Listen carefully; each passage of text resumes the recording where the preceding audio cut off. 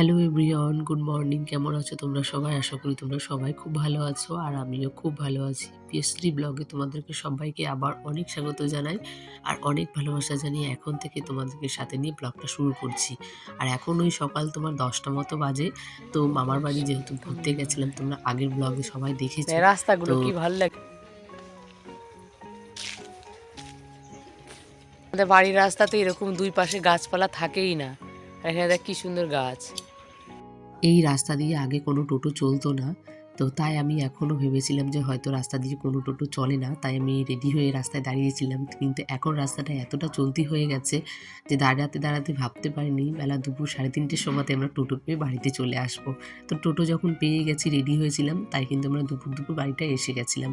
খাওয়া-দাওয়া করে এসেছি। এটা হচ্ছে আবার রাতের ভিডিও। আমার বাড়ি থেকে আসার সময় কিন্তু সাথে কিন্তু মাসিকে নিয়েই এসেছি। মাসিও ছিল মামার বাড়িতে। তো ভাবলাম যে চলো আমাদের বাড়িতে আজকে থাকবা, তারপরেই বাড়িতে যাবা। তো রাতে মেসো এসেছিল, তো তাই বাবা চিকেন নিয়ে এসেছিল। তো মেসো চিকেনটা বেশ ভালো রান্না করে।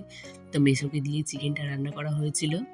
রাতে তো সবার খাওয়া-দাওয়া কমপ্লিট হয়ে গেছে। রাতে ঘুমিয়ে পড়েছি। এটা হচ্ছে তার পরের দিনের সকালবেলার আবার ভিডিও। তো গুড মর্নিং সবাইকে আবার বলি। তো ওইখানে আমি চা বসিয়েছিলাম। আমি সচরাচর খুব একটা চা ভালো পারি না আর বাবা আমাকে বানাতে বলেও না। তাই আমি চাটা বসিয়েছিলাম। তখন কিন্তু মাম্মামের যে জল গরম লাগবে, তো সেই জল গরমটা একটু ফুটিয়ে ফ্লাক্সে রেখে দিয়েছিলাম। যেটা ও সারাদিন খেতে পারবে। আর তার সাথে দেখো চাটা করেছিলাম। কিন্তু বাবার ওই যে বললাম না, খুব একটা ভালো পছন্দ হয় না। নিজে করে খাই তো নিজেরটা মনে হয় সবসময় নিজে ভালোই লাগে। তো আমি করেছিলাম আর রোদের মধ্যে একটু বসে চাটা খেয়েছিলাম। তো এই শীতের মধ্যে রোদে বসে কিন্তু চা খেতে ভালোই লাগে। তো চা খাওয়া-দাওয়া কমপ্লিট হয়ে গেছে। তারপরে ঠাম্মি আর আমি দুজনে মিলে এখন যাচ্ছি ঘুরতে। কোথায় সেটাই ভাবছো তো? চলো তোমাদেরকে দেখাচ্ছি। তার আগে তোমাদেরকে বলি যে আমাদের বাগানের মধ্যেই কিন্তু বাড়ি। তো আজকে ভাবলাম তোমাদের সঙ্গে একটু বাগানটা শেয়ার করি। যেহেতু এই বাগানে খুব একটা আসা হয় না। এটা আমাদের বাড়ির অপোজিটেই বাগানটা। তো সবসময় আসি না, ওই আমের সময় একটু টুকটাক করে আসা হয়। তো আজকে তোমরা দেখে নাও যে আমরা কতটা জঙ্গলের মধ্যে আমার বাপের বাড়ি। সত্যি জঙ্গলের মধ্যে, কিন্তু আমাদের একটুও কিছু মনে হয় না। যেহেতু আমাদের থেকে একটা অভ্যাস হয়ে গেছে তো। আমার না জমিতে যদি কেউ না যাক, ডেকেছে বলে চল আমার সাথে। তো লোকের জমিতে আমরা আজকে শাক তুলতে এসেছি, টাটকা শাক। সেটা কিন্তু আমরা আগেও করতাম। যেহেতু আগে আমি মামার বাড়িতে থাকতাম, মামার বাড়িটাও তোমাদের সঙ্গে শেয়ার করেছি পুরো গ্রামের মধ্যে। তাই ঠাম্মি আর আমি এসেছি শাক তুলতে। তো এটাই ঠাম্মিকে বলছিলাম যে আমরা যাদের জমিতে শাক তুলতে এসেছি সেই দাদু কিন্তু নেই। সেই দাদু এসেছিল, তো অনেক রকমের যেহেতু সবজি লাগানো আছে, তো সেই সবজিগুলো কেটে আবার গ্রামে বিক্রি করতে গেছে।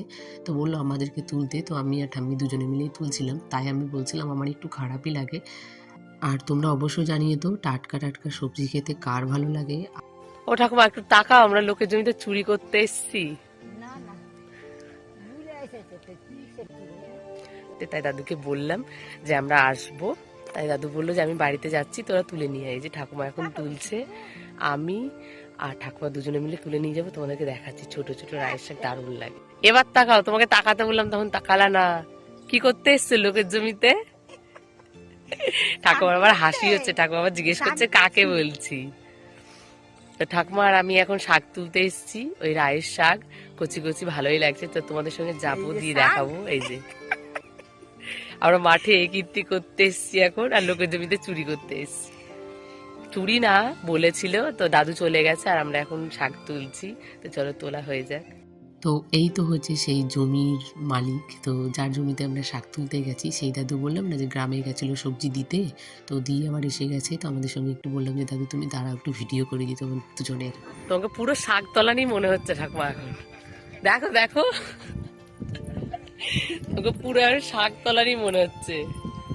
শীতকালে তো এখন প্রচুর সবজি পাওয়া যায় আর প্রচুর সবজির চাষও হয়। তো সবসময়ের মধ্যে কিন্তু শীতকালটা একটু বেশিই পছন্দ। আমার তো পার্সোনালি খুবই পছন্দ, কারণ শীতকালে দেখবো অনেক রকমের শাকসবজি পাওয়া যায় আর একটু খেয়েও শান্তি হয় আর একটু ঠান্ডা ভাব লাগে ঠিক, কিন্তু গরমের থেকে আমার কাছে মনে হয় শীতটা অনেক ভালো।